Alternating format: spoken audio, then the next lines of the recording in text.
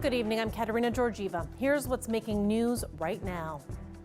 There's some justification and some vindication in our community now. I don't know if Mayor Snively's going to step down or not. That's up to him. Do I think he should step down? Absolutely. If it's going to infect Windsor, Essex, and it's going to happen within 2 weeks, and then a recovery within 2 weeks, within 4 to 6 weeks, you're really done. Everybody will either have been, vaccinated, proved to be immune, or unfortunately succumb to the disease. People are suffering. People cannot be living out there. This is intolerable. And we really need to do something now. It should have been done last winter. Thanks for joining us. An exclusive story tonight about a COVID-19 patient in Windsor, Essex, and the drug they tried to sneak inside of Windsor Regional Hospital. Our Chris Ensing joins me now live. Chris, what did staff discover? Yeah, Kat, an ICU employee was checking in personal belongings of a patient in the intensive care unit. It was an adult patient who had arrived positive for COVID-19. Now, the staff member found a stuffed animal in those belongings, but when they took a closer look at the animal that you see on your screen there, they noticed that there was something strange. The belly of the dog was actually cut open, and inside was the drug Ivermectin. Now, that drug is used for parasites in animals and humans. It's also become popular after conservative commentators in the United States pushed it as a COVID-19 treatment, but there's no conclusive evidence that it helps. Health Canada has issued a warning saying that there's no evidence it's safe or effective for COVID-19 treatment. And the Canadian Pharmacists Association, well, they've also issued warnings saying that it could put people in a difficult situation. Those who have COVID-19 may end up feeling even worse. And we learned about this through an internal memo that was leaked to CBC News, and that was verified by a hospital spokesperson. The hospital will not comment on what happened, but in that email that we received, the hospital CEO said that staff were astute, that the team did a great job keeping people safe. He went on to remind staff to be cognizant of patients' belongings, saying it's something that they're used to for illicit drugs, but to keep that in mind for COVID patients as well. Kat? Thanks for bringing us this story, Chris. CBC's Chris Ensing live tonight. Windsor hit a grim milestone today. The death toll from COVID-19 in our region now tops 500. Today, the local health unit reported 4 new deaths, pushing the total number of people who've lost their lives to the virus to 501. This is all happening as local hospitals grapple with the impact of the Omicron variant on patients, resources, and staff. Staff is tired. So in wave 1, it was nervous excitement. I guess you could call, as we get to this point, it's, nervous bordering on exhaustion. Speaking with reporters after a board meeting yesterday, Windsor Regional Hospital officials say they're bracing for the most severe impact from Omicron over the next few weeks. However, on a positive note, the hospital's chief of staff says he does not expect its critical care capacity to be overwhelmed or even come close to that with this wave, though they are keeping a close eye on regular hospital beds. He also predicted that in 4 to 6 weeks, the pandemic may be done. After months of saying he did nothing wrong, the mayor of Essex admitted today to violating the Ontario Elections Act. Mayor Larry Snively was in court this afternoon over proxy issues that CBC News first brought you in October 2018. OPP charged Snively with procuring ineligible voters to cast ballots during its municipal election. And today, he pleaded guilty to the charge. Stacey Janzer has more. Essex Mayor Larry Snively will now have to pay a $10,000 monetary penalty. Justice Susan Hoffman says this is the first time she sat in a case like this. It's a public welfare offense, part of the Municipal Elections Act, not part of criminal law. These laws are designed to not punish moral wrongs, but protect members of the community at large. She says this penalty should be a deterrent to others. Snively spoke before the court saying he sincerely apologized for the proxies, adding he's guilty of not reading the proxy form. Snively says it was an oversight on his part. He says he didn't realize he was doing anything wrong at the time. It was just his interpretation of what guilt in law is and guilt in his heart. He felt that he wasn't thinking that he was breaching any laws. The hearing shed light on the proxy system, which allows another person to cast a ballot on behalf of a registered voter. In Snively's case, he pleaded guilty over procuring ineligible voters to cast ballots during the town's last municipal election. Official results of the 2018 election had Snively winning by 117 votes. He has 6 months to pay the penalty. Essex Town Council held a closed-door meeting after court. Councillor Sherry Bondi was present. She says she knows this is a very disruptive process to council and the residents. I want to let the residents know that faith in democracy has been restored in Essex Council. So I want the residents knowing that they can go to the ballot box this election, that knowing that there's trust again in the system. And that was the biggest thing. She would like Snively to step down. Council says Snively has advised them he intends to serve out the remainder of his term as mayor, but will not run in the 2022 municipal election. CBC News reached out to Mayor Snively. He had no comment. Stacey Janzer, CBC News, Windsor. Back to COVID now. All week, we've seen how infectious this Omicron variant is and heard about the push to get a booster. But we still have low vaccination rates in some key areas. Our Chris Ensing shows us where and talks to a group looking into why people are hesitant. Ontario's vaccination efforts are chugging along, but coverage in Windsor, Essex is lagging a little bit. Numbers dip again when you concentrate on COVID-19 hotspots. The downtown core, where infection is more likely than other areas, sits well below the regional and provincial coverage rate. Coverage is also low in a key demographic, young adults between 18 and 29 in the region. The group had the highest rate of infection last week here in Windsor, Essex. This new variant is responsible for more breakthrough cases, people vaccinated who catch COVID-19. Experts say 2 doses do a great job at preventing serious illness, a booster offering even better protection. So why are people still passing on a jab? That's a key part of a local vaccine confidence program through the We Spark Health Institute. They were very much interested in letting us know. And we identified some of the top hesitancies amongst younger adults. And some of them are not even really hesitancies. Many feel a young, healthy immune system is enough to survive an infection. Some felt natural immunity through a previous exposure was good enough. Mixing and matching doses, also another concern.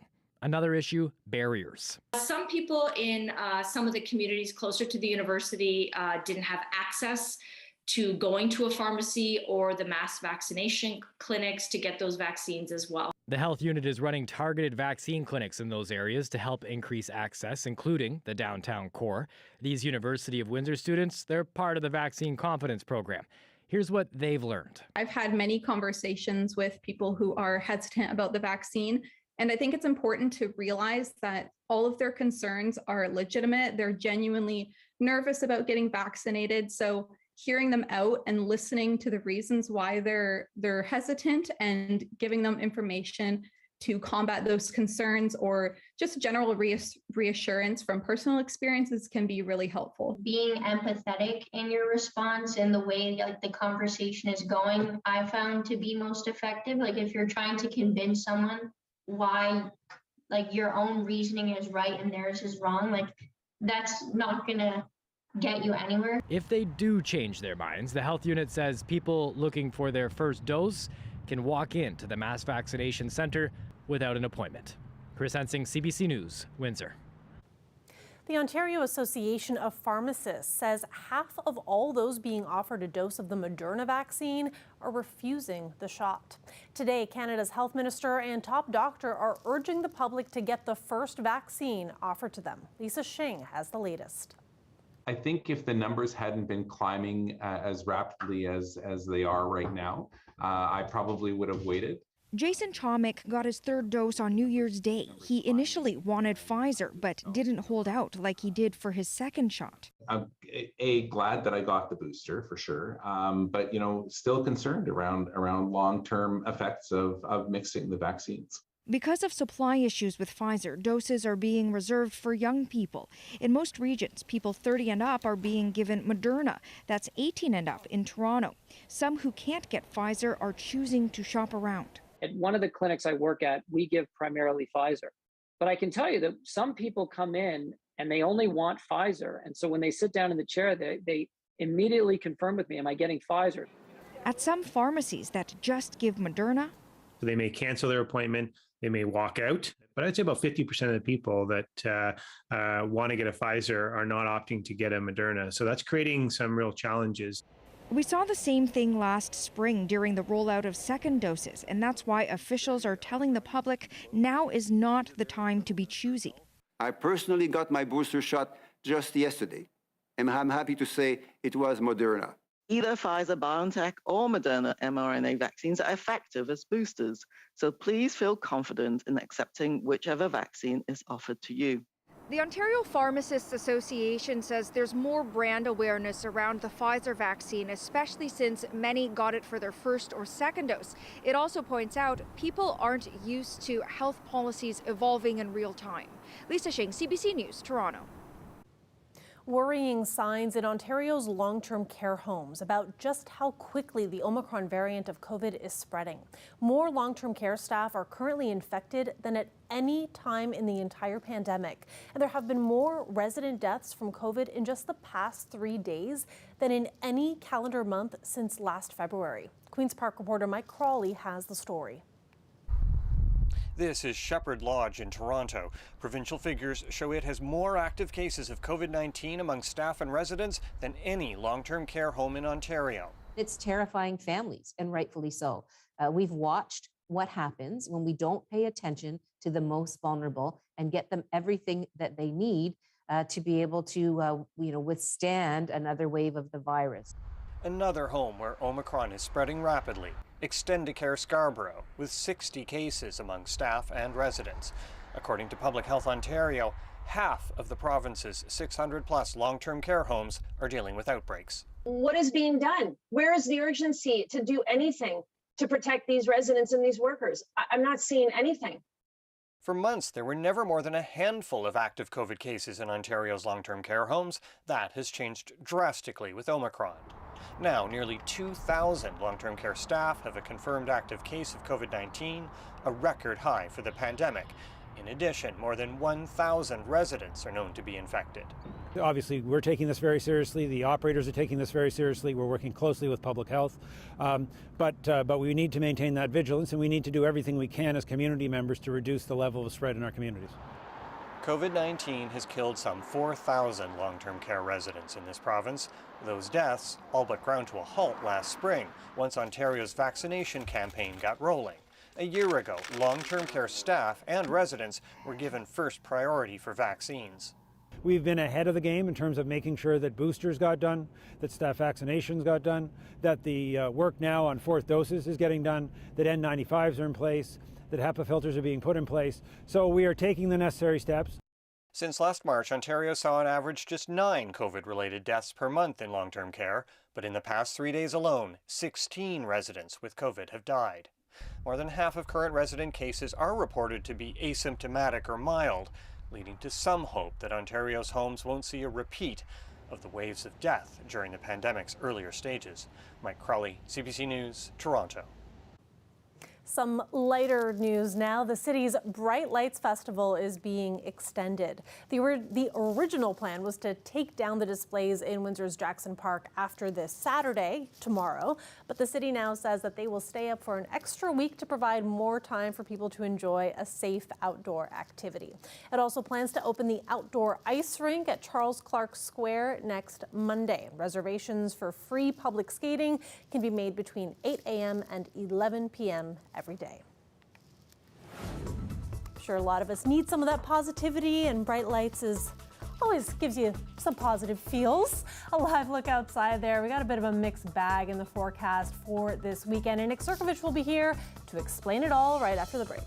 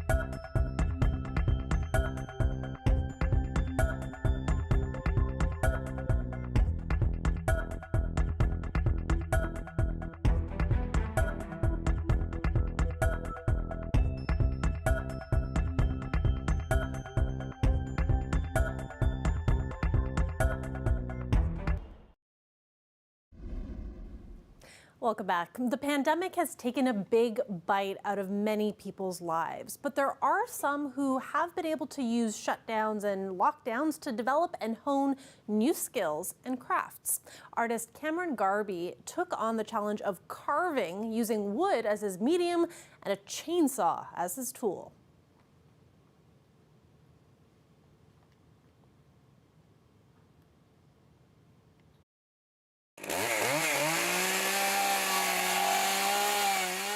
The first piece ended up in the fire eventually, but I moved on to the next one and the next one, and here I am today. My name is Cameron Garby, and business name is KG Woodcraft. Well, I've been drawing since I was a kid. I got into painting in high school. 5 years ago, a friend of mine gave me a set of chisels and said, hey, I think you should try carving. I think you'd be pretty good at it. And I basically dropped everything else. I wanted to try it. I was talking about it, and actually a few of my family members pitched in. They bought me a entry-level homeowner's chainsaw. And then I went out to a friend's farm and carved a tiki out of a log. And first couple summers I only did a couple pieces, but it wasn't until this summer that I was actually busy chainsaw carving all summer. I'm a bit of a tool junkie, so I'm on to my third chainsaw, and got my big one for blocking out the tree.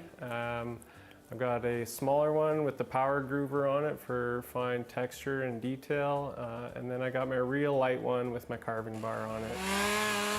I get pictures of the tree, get some ideas, and then I do all my sketches beforehand, and they're original sketches that I draw from scratch.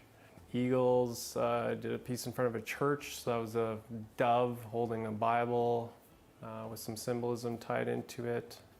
So whether it's nature themed or something to do with our history, or something for fun that just people relate to that's more private in their backyard, it's really all over the place.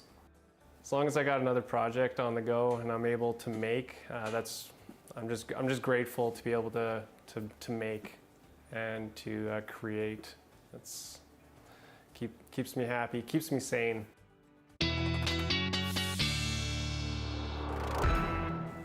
Nick Sirkovich is here now for a look at our weather forecast. Nick, looks like a bit of a mixed bag over the coming days. Yeah, I was going to say it's a good thing he's doing that inside, because it's either cold or, like you said, it's a bit of a mixed bag in terms of our precipitation coming up over the next couple of days. Let's start with the cold first, and then we're going to get into the precipitation in just a second here. We're sitting at -8 degrees right now in Windsor, minus double digits in other areas. When you factor in the winds, though, the wind chills, making it feel close to about -20 in some areas. Windsor at -13. We're going to see all of these drop through the overnight as well. We've got winds that are going to sort of go up and down through the overnight, and the temperatures, of course, dropping as well. Some snow squalls to talk about out toward the London area there. We've got snow squall warnings in effect. Otherwise, a few light flurries, but generally just clear skies for tonight for the most part across southern Ontario, southwestern Ontario, except for this area here where we're seeing dissipating snow squalls. So those should peter out as we head through tonight. Overnight tonight, save for just a few few clouds, we're really looking at generally clear skies tonight. That's going to help radiate away some heat, and we've got dropping temperatures through the overnight.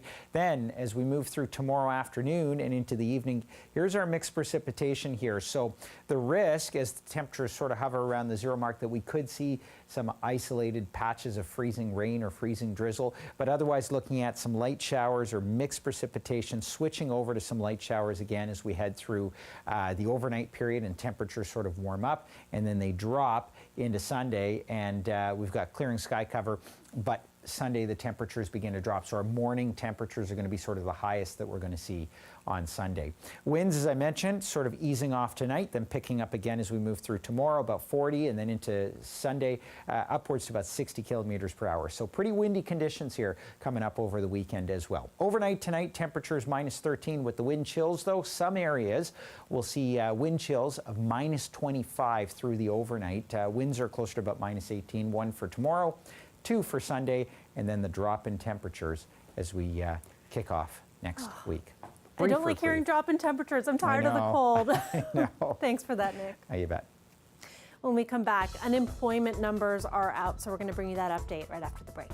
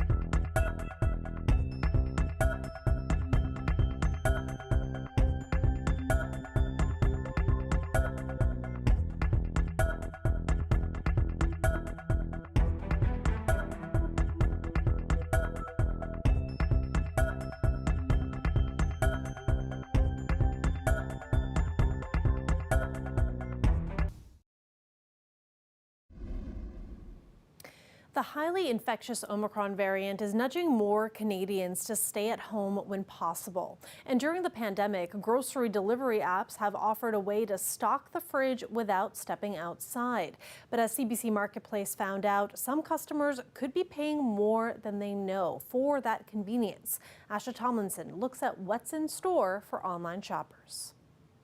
When the pandemic hit, I was like, this is even better because now I don't have to go into crowded grocery stores. Joanne Domenico is a fan of Instacart, an app that enlists a shopper to pick up her groceries and deliver them to her home.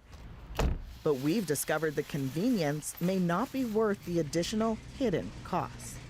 Yes, I would love to get some apples add to cart.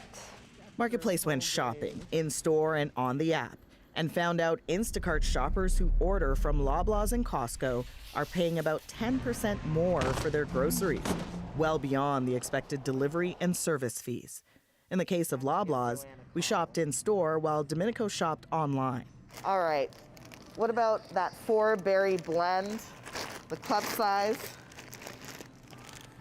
$18.99. Okay, so we paid $20.85. Wow. She paid more for almost every item, including this block of butter, which was on sale in-store, but not on Instacart. It amounts to a $4 difference. I could buy another whole new chunk of butter for $4. In total, Domenico paid about $74 more for 20 items, $46 in delivery, service fees, taxes, and tip, and $27 went to hidden markups on individual items and missed in-store sales. Those added costs were not detailed on Domenico's bill. I'm thinking that that's teeth. That's a Caribbean word for being ripped off. So I'm very surprised and I feel misled. Loblaws and Costco say customers get a better deal when ordering directly from them. Both tell us Instacart keeps all the markup money. And Instacart tells us retailers set the prices on their app. It's up to customers to look up those pricing policies. Asha Tomlinson, CBC News, Toronto. Now, along with the hidden costs on Instacart, this week the Marketplace team is also looking into all those environmentally friendly promises made by meal kit companies like HelloFresh, Good Food, and Chef's Plate, tonight at 8 p.m. on CBC and CBC Gem. And some reassuring numbers out today on Windsor's job front. The city's unemployment rate dropped sharply last month, and according to Statistics Canada, the rate fell from 8.1% last November to 6.9% in December. Nationally, the jobless rate dipped ever so slightly from 6% to 5.9%. And as the pandemic drags on into a third year, many of us may be feeling the need to vent our frustration without hurting others. One vocal coach has an idea she calls Screech at the Beach.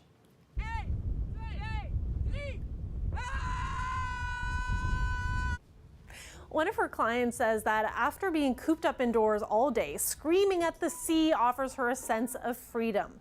Now, this puppy may be confused by it all, but we can see the merit in mindlessly yelling at nothing. One expert says such controlled outbursts can be an important way to cope with the stress of lockdowns, and it reflects a desire to show that you are not powerless and there's no danger of the sea yelling back at you.